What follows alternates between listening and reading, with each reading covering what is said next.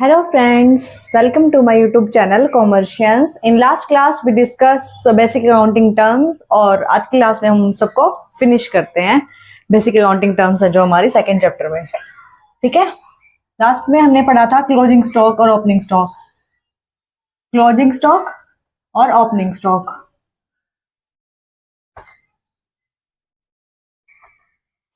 Closing stock वो होता है जो at the end of the year हमारे पास गुड्स अनसोल्ड होती हैं. अनसोल्ड गुड्स वो हमारा क्लोजिंग स्टॉक. जो at the beginning of the year हमारे पास गुड्स हैं वो हमारा होगा opening stock at the beginning में. ठीक है, अब इसके बाद आता है इन्वेंट्री. इन्वेंट्री क्या होता है? इन्वेंट्री क्लोजिंग और ओपनिंग इन्वेंट्री 4 टाइप्स के हो सकते हैं. इन्वेंट्री में 4 टाइप्स इंक्लूडेड है. Like first is inventory of raw material. जो हमने मटेरियल परचेज किया है उसको फिनिश गुड्स में कन्वर्ट करने के लिए जो रॉ मटेरियल हमने परचेज किया है वो हमारा होगा inventory of raw material. Second is inventory of work in progress. Inventory of semi finish goods और वर्क इन प्रोग्रेस. जो हमारा काम बीच में रह गया है, मतलब वो हमारी जो गुड्स है वो फुली प्रिपेयर नहीं हुई हैं, तो हम उनका कैलकुलेशन कैसे करेंगे? रॉ मटेरियल की जो वैल्यू है वो इंक्लूड करेंगे और जो उस पे मशीनरी, जो भी इलेक्ट्रिसिटी या फिर लेबर चार्ज आए हैं वो सब हम उनमें प्रोपोर्शनली डिवाइड करते हैं inventory of semi finished goods का निकालने के लिए. Third is inventory of finish goods. Inventory of finish goods जो हमारी गुड्स प्रिपेयर हो चुकी हैं फुली वो हमारी होती है फिनिश गुड्स. तो एक इन्वेंट्री इसका हो जाएगा. And fourth is inventory of stock in trade. Inventory of stock in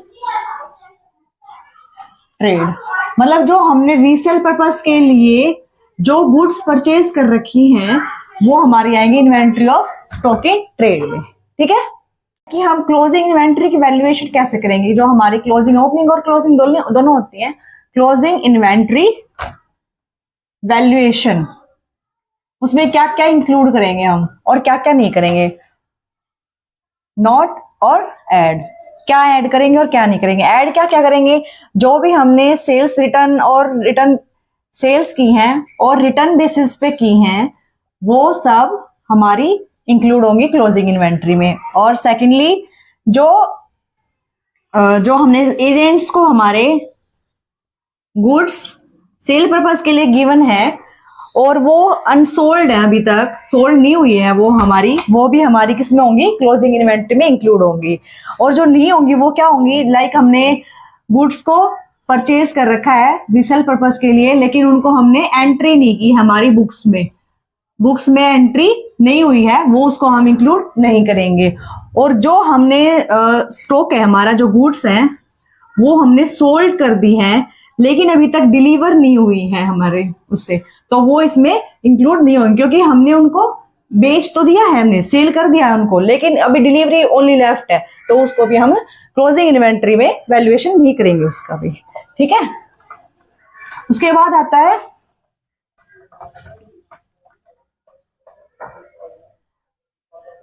difference. क्या होता है difference between stock and inventory? Inventory और स्टॉक में क्या डिफरेंस है? स्टॉक तो वो होता है जो हमने गुड्स को परचेज किया है रीसेल पर्पस के लिए, गुड्स को रीसेल पर्पस के लिए हमने परचेज किया है, वो हमारा स्टॉक होता है. इसमें जो लेकिन इन्वेंट्री क्या होता है? उसमें हम रॉ मटेरियल को भी इंक्लूड करते हैं. रॉ मटेरियल की भी इन्वेंट्री हमने अभी पढ़ी. और सेमी फिनिश्ड मतलब सेमी फिनिश्ड जो वर्क इन प्रोग्रेस है, अभी वर्क इन प्रोग्रेस है जो, उसको भी हम इंक्लूड करते हैं. और फाइनल गुड्स जो हमारे प्रिपेयर हो चुके हैं उन सबको. और stock in trade it is also a part of this, क्योंकि हमने जो रिसेल पर्पस के लिए जो भी गुड्स परचेज की हैं वो भी हमारे इन्वेंट्री का पार्ट है, तो स्टॉक भी एक इन्वेंट्री का पार्ट हुआ। ठीक है, उसके बाद आता है ट्रेड रिसीवेबल्स।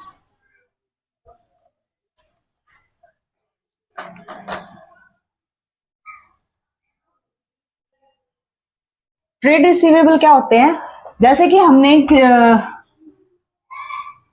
क्रेडिट पे सेल किया है हमारी, उस पे हमें अमाउंट अभी नहीं मिली है। जो अमाउंट है हमें, जो हमने क्रेडिट पे सेल किया है, वो अमाउंट हमें अभी नहीं मिली है, वो रिसीवेबल है, इन फ्यूचर हमें रिसीव होंगी, तो वो हमारी ट्रेड रिसीवेबल होंगी। डेटर्स, डेटर्स वो होते हैं जिनको हमने क्रेडिट पे जो गुड्स एंड सर्विसेज हैं वो हमने प्रोवाइड की हैं या उन्होंने हमसे ली हैं, वो होंगे हमारे डेटर्स, लेकिन उन्होंने अभी तक उनकी फुल पेमेंट नहीं की है, वो हमारे होंगे डेटर्स। उसके बाद होता है बिल्स रिसीवेबल्स। बिल्स रिसीवेबल क्या होता है? जो ड्रॉअर है वो एक बिल ऑफ एक्सचेंज ड्रॉ करता है ड्रॉई के लिए कि वो एक फ्यूचर डेट पे जो अमाउंट है उसको पे करे, फ्यूचर डेट पे